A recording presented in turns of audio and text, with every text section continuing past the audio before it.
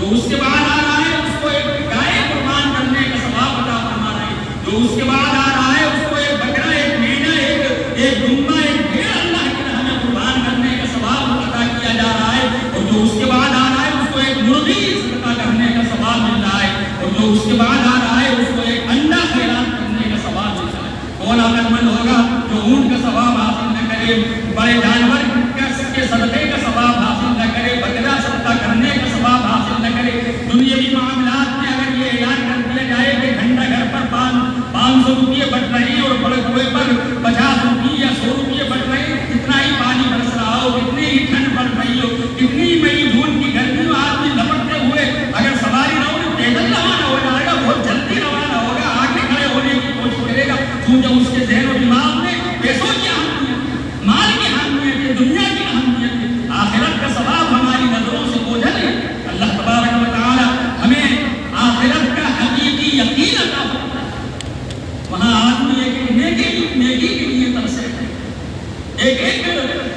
حسنہ کے لیے وہ ایک دوسرے کے پاس چکر لگائے گا، لیکن وہاں اعمال کا کام نہیں ہوگا، وہاں تو بدلے کا دن ہوگا، وہاں تو جزا کا دن ہوگا، وہاں تو سزا کا دن ہوگا۔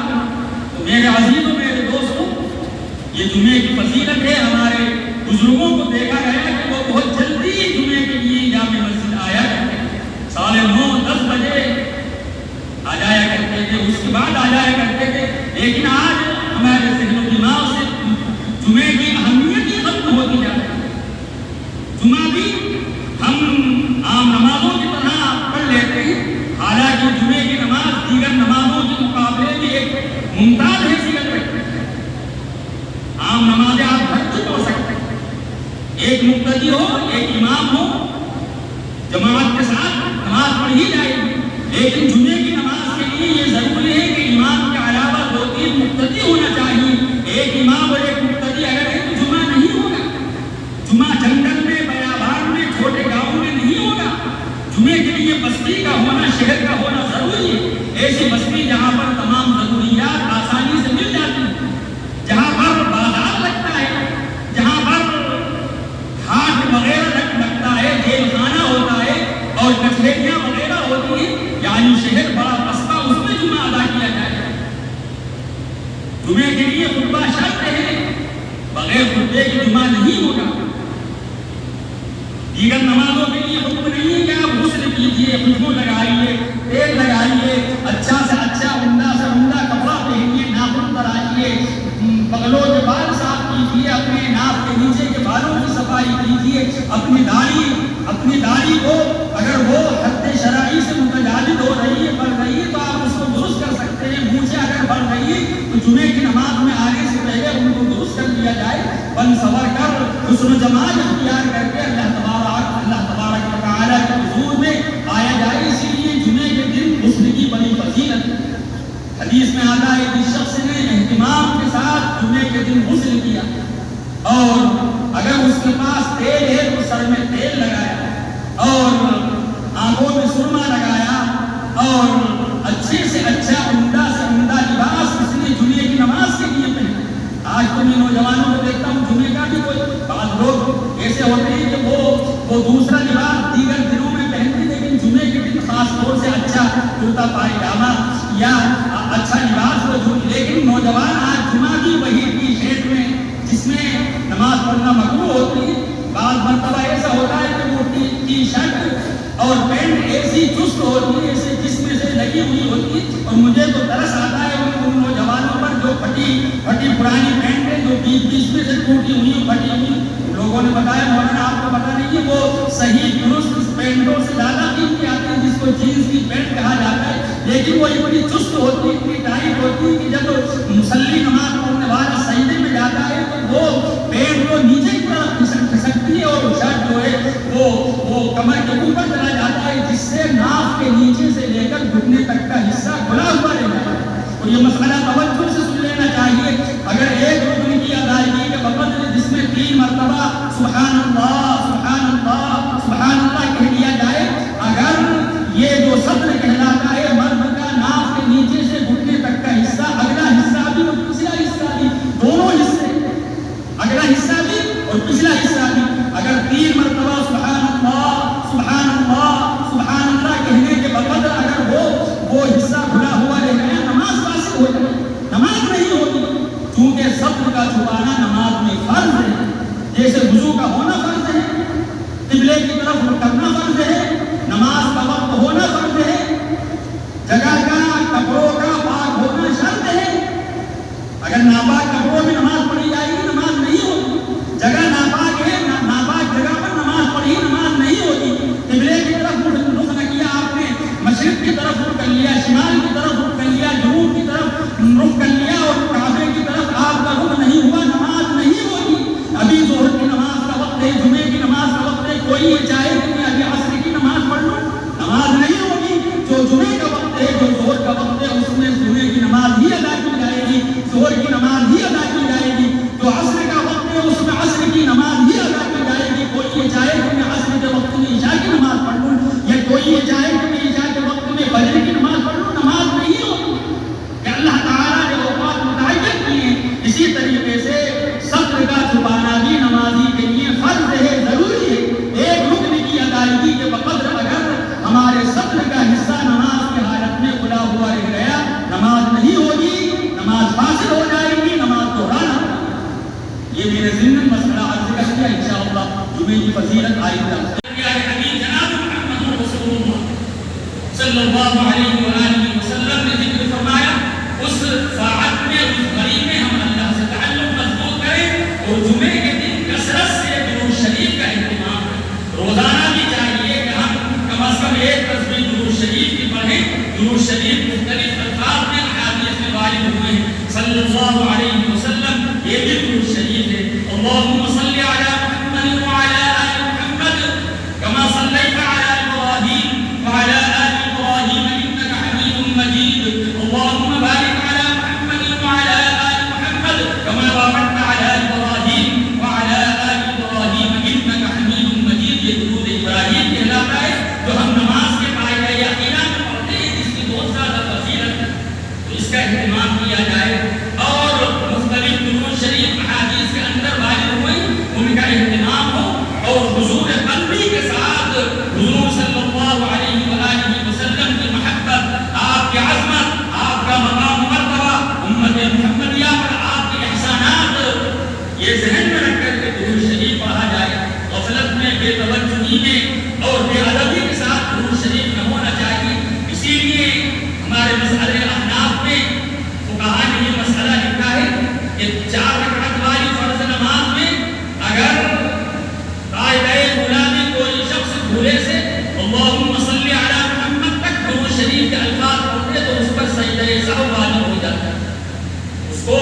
اشہد ان لا الہ الا اللہ و اشہد ان محمدا عبدہ و رسولہ پڑھ کر کے تیسری رکعت کے لیے کھڑا ہونا ہے، اور اگر 3 رکعت والی نماز ہے تو تیسری رکعت مکمل کر کے قاعدہ یقینہ کرنا ہے، اور 4 رکعت والی نماز ہے تو اس کو 2 رکعت اور مکمل کر کے 4 رکعت مکمل کر کے قاعدہ یقینہ کرنا ہے۔ اگر کسی نمازی نے فرض نماز میں اللہم صلی علی محمد قاعدہ اولیٰ میں اتنا پڑھ لیا تو ہمارے مسئلے احناف میں ہمارے فقہاء نے یہ مسئلہ لکھا ہے کہ اس پر درود شریف لازم آ جائے۔ حضور جناب محمد رسول اللہ صلی اللہ علیہ وآلہ وسلم کو امام ابو حنیفہ رحمۃ اللہ علیہ کے خواب میں زیارت ہوئی۔ آپ حضرت امام اعظم ابو حنیفہ رحمۃ اللہ علیہ کے خواب میں تشریف لائے اور آپ نے پوچھا، یہ ابو حنیفہ تم ہم پر درود شریف پڑھنے کی وجہ سے سجدہ سہو لازم کرتے ہیں؟ ارے سجدہ سہو تو بھول کی وجہ سے ہوتا ہے، اور سجدہ سہو سے وہ جو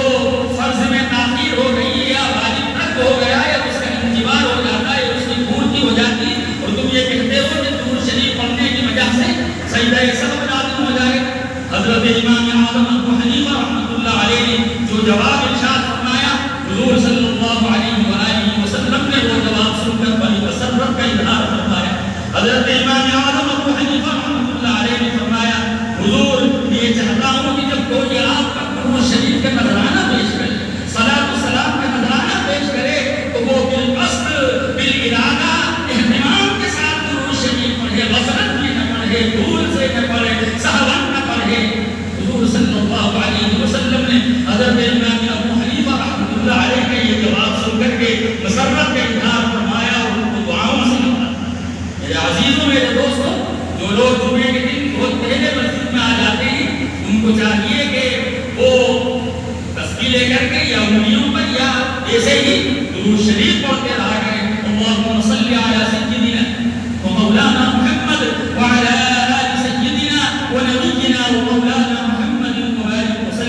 ایک مرتبہ کوئی درود شریف پڑھے گا اللہ تعالیٰ اس پر 10 رحمتیں نازل فرمائے،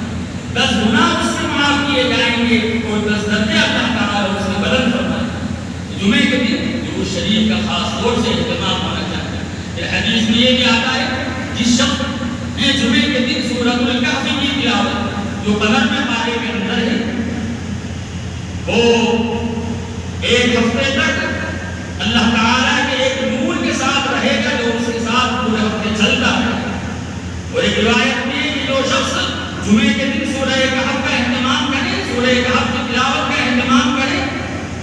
وہ 8 دن تک فتنوں سے اور آزمائشوں سے محفوظ رہے گا۔ اور اگر اسی دوران دجال کا فتنہ ظاہر ہو گیا تو وہ فتنہ دجال سے بھی محفوظ ہو۔ حضور صلی اللہ علیہ وسلم دجال کے فتنے سے محفوظ ہونے کی نمازوں کے بعد دعائیں فرمایا کرتے تھے۔ وَمِن فِتْنَةِ الدَّجَّالِ، اے اللہ ہم تیری دجال کے فتنے سے پناہ چاہتے ہیں۔ وہ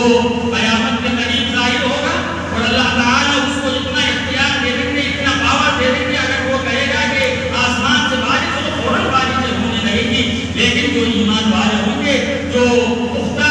اللہ تعالیٰ کی ذات پر اور جناب محمد رسول اللہ صلی اللہ علیہ وآلہ وسلم کی رسالت پر یقین رکھنے والے ہوں گے، وہ اس کی پیشانی پر جو لفظ کافر لکھا ہوا ہوگا اس سے پہچان جائیں گے کہ یہ تو دجال ہے، اس کی باتوں میں ہمیں نہیں آنا ہے۔ لہذا جو شخص جمعے کے دن سورہ کہف کی تلاوت کا اہتمام کرے گا وہ فتنہ دجال سے محفوظ رہے گا، ہر قسم کے فتنے سے محفوظ رہے گا۔ جمعے کی نماز دیگر نمازوں کے مقابلے میں ایک ممتاز حیثیت رکھتی ہے۔ میں نے اپنی تقریروں میں بارہا یہ بات عرض کی، جمعے کے لیے شرائط، جمعہ شہر میں ادا کیا جائے، جمعہ بڑی مسجد میں ادا ہونا چاہیے، جمعہ مجمع عام کے اندر ہونا چاہیے، اس میں اذن عام بھی ہونا چاہیے، مسجد کے دروازے کھلے ہوئے ہوں، اسی کے لیے ممانعت جہاں جمعہ ادا کیا جا رہا ہے۔ کوئی شخص جمعے میں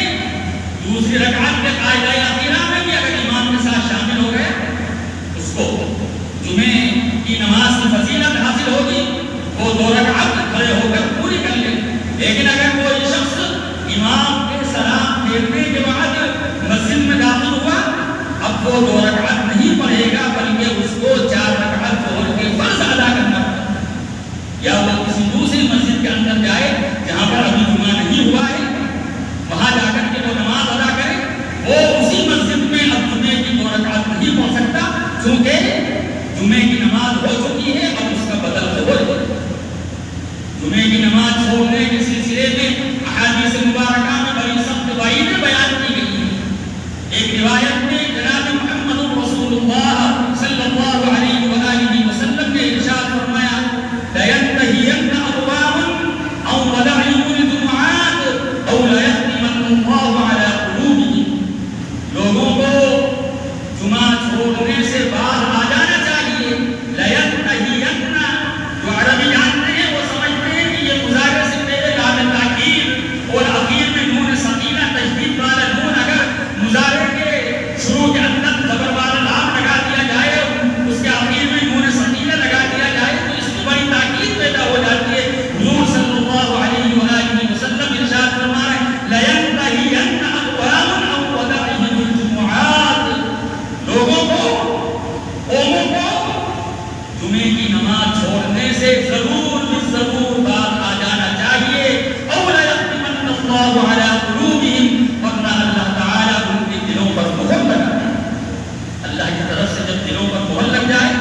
میرے عزیز میرے دوستوں کے خیر اور شر کی تمیز ختم ہو جائے، اچھے اور برے کی تمیز ختم ہو جاتی ہے۔ انسان کو چاہیے کہ نمازوں کا اہتمام کرے اور خاص طور سے جمعے کا اہتمام کرے۔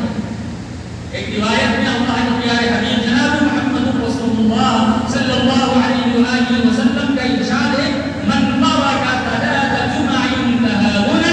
طبع اللہ علی قلبہ، جس شخص نے سستی میں، کاہلی میں، بغیر عذر کے، کوئی عذر نہیں تھا، 3 جمعے لگاتار چھوڑ دیے، اللہ تعالیٰ ایسے شخص کے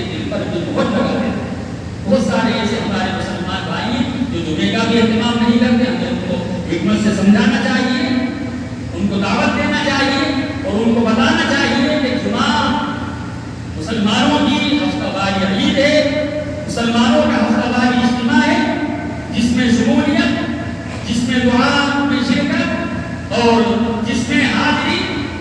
اللہ تبارک و تعالیٰ کی طرف سے کروڑوں رحمتوں اور برکتوں کا سبب بنا کرتی ہے۔ وقت ختم ہو گیا، سنت